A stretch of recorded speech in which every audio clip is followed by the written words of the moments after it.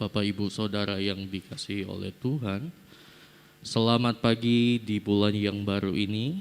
Kiranya damai sejahtera Allah memenuhi kehidupan kita semua, baik yang mengikuti doa pagi di Beth Eden maupun yang mengikuti secara live streaming dari rumah.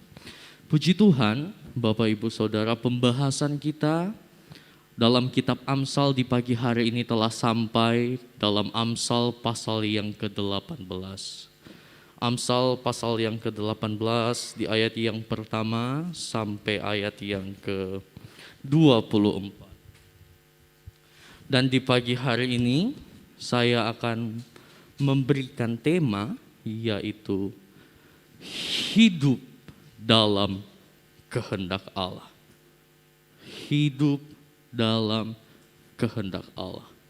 Amsal 18, langsung saja kita lihat ayat pokok dalam Amsal pasal yang ke-18 di ayat yang ke-10. Saudara bisa melihat di LED, demikianlah firman Tuhan. Nama Tuhan adalah menara yang kuat. Kesanalah orang benar berlari dan ia menjadi selamat. Mana kehendak Allah? Coba perhatikan baik-baik saudara. Nama Tuhan adalah menara yang kuat. Nama Tuhan itu kuat, teguh, tidak tergoncangkan. Pasti, jaminan yang pasti. Dan nama itu tidak lain dan tidak bukan. Ialah Tuhan Yesus Kristus. Ketika orang berlari mengarahkan diri kepada nama itu, ia menjadi selamat. Ini kehendak Tuhan. Allah menghendaki setiap pribadi memperoleh keselamatan. Sebab itu saudara, kalau kita lihat dalam 1 Timotius pasal yang kedua ayat yang keempat, yang menghendaki supaya semua orang diselamatkan dan memperoleh pengetahuan akan kebenaran. Ini kehendak Allah. Kehendak Allah adalah keinginan Allah kepada setiap pribadi, saudara dan saya, kita semua agar memperoleh keselamatan. Dan orang yang telah diselamatkan, yang telah dibenarkan agar terus hidup di dalamnya. Dan ketika kita mempelajari kitab Amsal, kehendak Allah itu dituangkan di dalam tulisan-tulisan Amsal ini. Allah berkehendak, Allah berdaulat, berkuasa. Namun saudara, kita lihat pendahuluannya. Amsal pasal 18 adalah bagian dari kumpulan Amsal-Amsal Salomo. Mulai dari pasal yang ke-10 sampai seterusnya. Di mana Amsal ini bertujuan agar dapat memberikan kita pengertian tentang bagaimana seharusnya kita menjaga kehidupan kita agar tetap sesuai dengan kehendak Allah. Dimulai dari hati, pikiran, perkataan, bahkan tindakan atau perilaku kita. Semua itu harus sesuai dengan kehendak Allah. Allah berdaulat, Allah berkuasa. Namun saudara, kita perhatikan, Allah adalah pribadi yang adil. Dia Allah yang maha adil. Bahkan dalam Ulangan pasal yang ke-32 ayat 4, segala jalannya ialah adil. Dan dari keadilan itu Allah memberikan kehendak bebas kepada manusia. Karena Allah nggak menginginkan manusia itu tanpa pengertian dirinya, dia itu mengarahkan hidup kepada Tuhan. Jadi Allah, kalau semata-mata Allah nggak memberi kehendak bebas, manusia diciptakan Allah sama kayak robot. Tapi dengan kehendak bebas, Allah ciptakan manusia sehingga manusia memilih untuk hidup, membawa hidupnya mengarah kepada kehendak Tuhan. Nah, Kehendak bebas adalah sebuah kemampuan yang Allah berikan kepada manusia untuk memilih, dan kemampuan untuk memilih ini diberikan Allah ketika Allah menjadikan manusia. Dalam Kejadian pasal yang pertama ayat yang ke-28, kita perhatikan ayat ini. Allah memberkati mereka, Adam dan Hawa. Lalu berfirman kepada mereka, beranak cuculah, bertambah banyak, penuhilah bumi dan taklukkanlah itu. Berkuasalah. Ketika Allah memberkati manusia, Allah memberikan kemampuan manusia agar dapat menguasai segala sesuatu yang Allah ciptakan. Termasuk di dalamnya ada kehendak bebas, saudara. Ketika Allah memberkati manusia itu.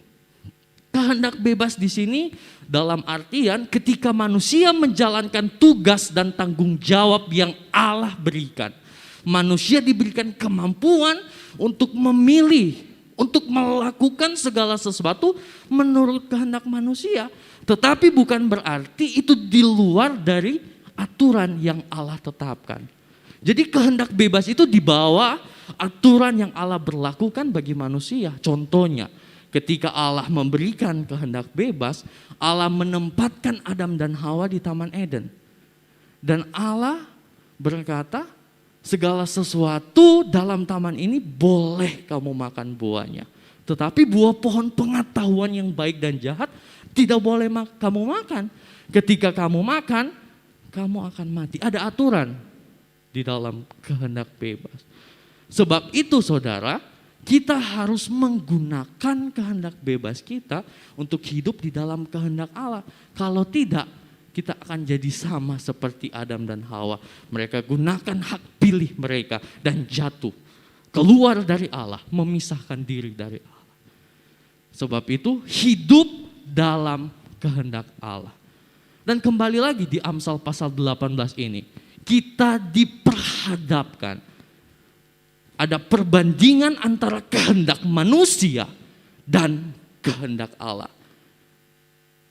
Dan saya tekankan saudara, gunakanlah kehendak bebas itu. Pilihan saudara untuk hidup mengarahkan diri kepada kehendak Allah. Coba kita perhatikan kehendak manusia itu. Amsal pasal 18 ayat yang pertama. Demikianlah firman Allah. Orang yang menyendiri mencari keinginannya. Amarahnya meledak kepada setiap pertimbangan. Perhatikan, ayat ini adalah gambaran orang yang memilih untuk keluar dari kehendak Allah. Karena mengikuti atau tunduk kepada kehendak pribadinya. Yang pertama, orang yang menyendiri itu menjauhkan atau memisahkan diri dari Allah. Yang alasannya karena ia mengikuti keinginan duniawi. Orang yang menyendiri itu mengikuti keinginannya. Ini adalah kehendak manusia, kehendak pribadi. Dan akhirnya kalau kita bisa melihat saudara, dalam Yesaya 59 benar firman Tuhan mengatakan, tetapi yang merupakan pemisah, terpisah antara kita dan Allah ialah segala kejahatanmu. Dan itu pilihan saudara, bukan? Kalau saudara melakukan kejahatan, tidak mungkin tanpa kesadaran saudara. Itu pilihan. Maka terpisah dari Allah. Bahkan kita lihat akibat kalau kita memisahkan diri saudara. Orang yang menyendiri atau memisahkan diri dari Allah, memisahkan diri dari persekutuan dengan Allah, orang itu akan menjadi bebal. Makanya di Amsal yang pasal 18 ayat yang kedua itu, mulai dari ayat kedua udah dibilang itu, ada orang bebal, lalu ada orang fasik, lalu tinggi hati, cemar terhadap perkataan dan tindakan. Tidak heran di pasal-pasal sebelumnya kan, bagaimana cara kita harus menguasai lidah, cara kita harus patuh terhadap perintah Allah. Ketika kita memisahkan diri, kita akan keluar. menjadi bebal, fasik, tinggi hati, cemar terhadap perkataan dan tindakan kita. Bahkan pada akhirnya akan mendatangkan maut. Adam dan Hawa setelah mereka memilih untuk makan buah itu, mereka keluar dan mereka mengalami kematian secara rohani.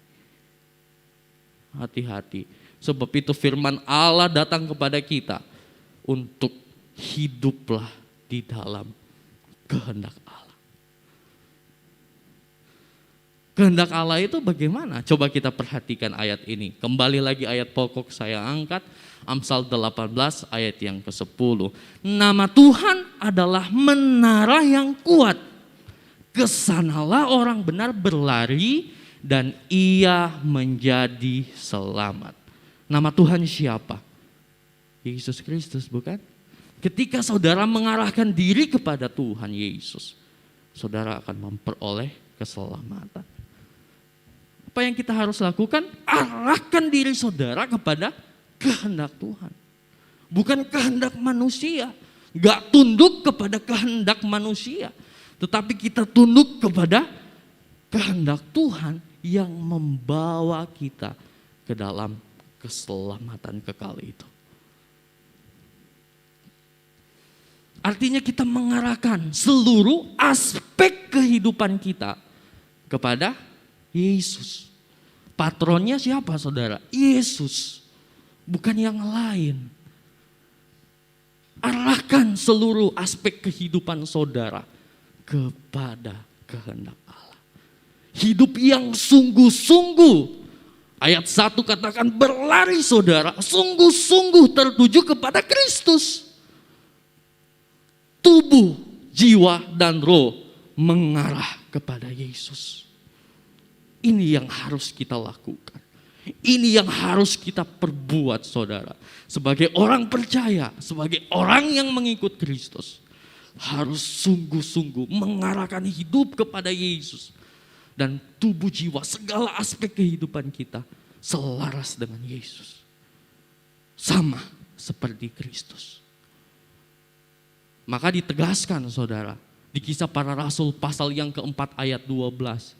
Keselamatan, kehendak Allah itu tidak ada di dalam siapapun selain di dalam Dia.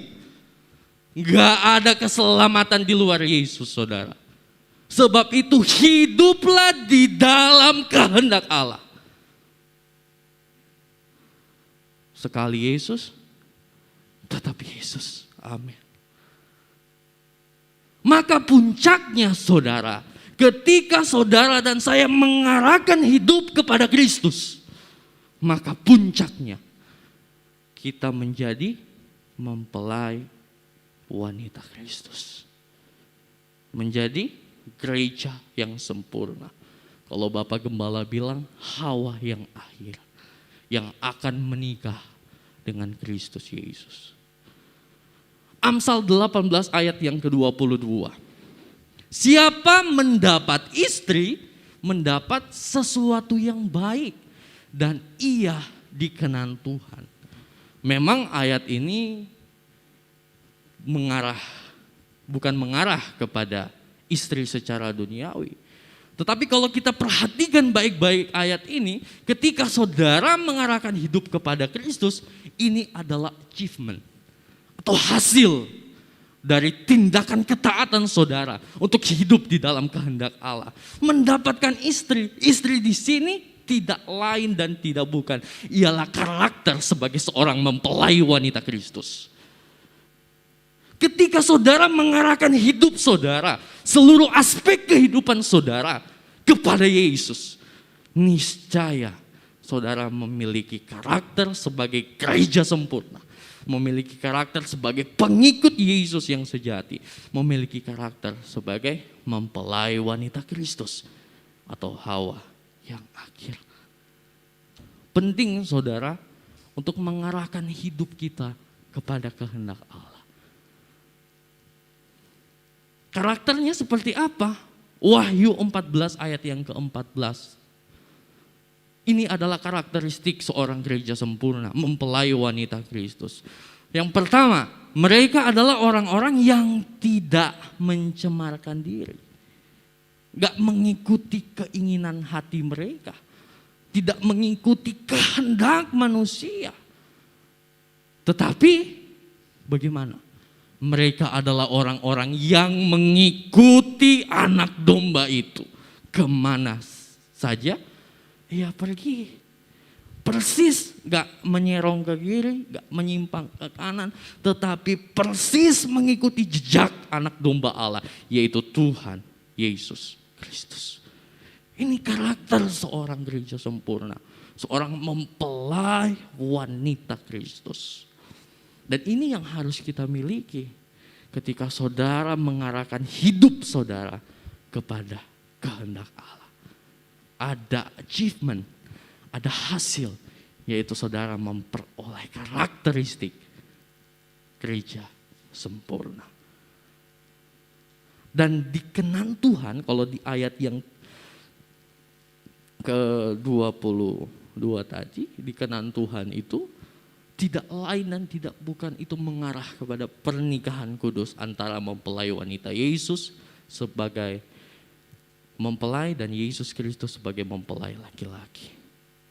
Ada jaminan, ada kepastian ketika saudara mengarahkan hidup saudara kepada Yesus. Orang yang hidup di dalam kehendak Allah, sekali lagi ditegaskan, adalah orang yang akan menjadi mempelai wanita Kristus. Mau bersama-sama memerintah di kerajaan 1000 tahun bersama Kristus. Hiduplah di dalam kehendak Allah. Kesimpulan saudara, sebab itu hiduplah di dalam kehendak Allah dengan sungguh-sungguh. Gak main-main lagi, gak kompromi lagi. Kedatangannya sudah semakin dekat. Sungguh-sungguh arahkan hidup di dalam kehendak Allah. Sehingga kita mendapat karakter seorang mempelai wanita itu. Siap masuk ke dalam pernikahan bersama Kristus. Dan pastinya bersama-sama memerintah dalam kerajaan 1000 tahun. Di dalam kemuliaan bersama Yesus.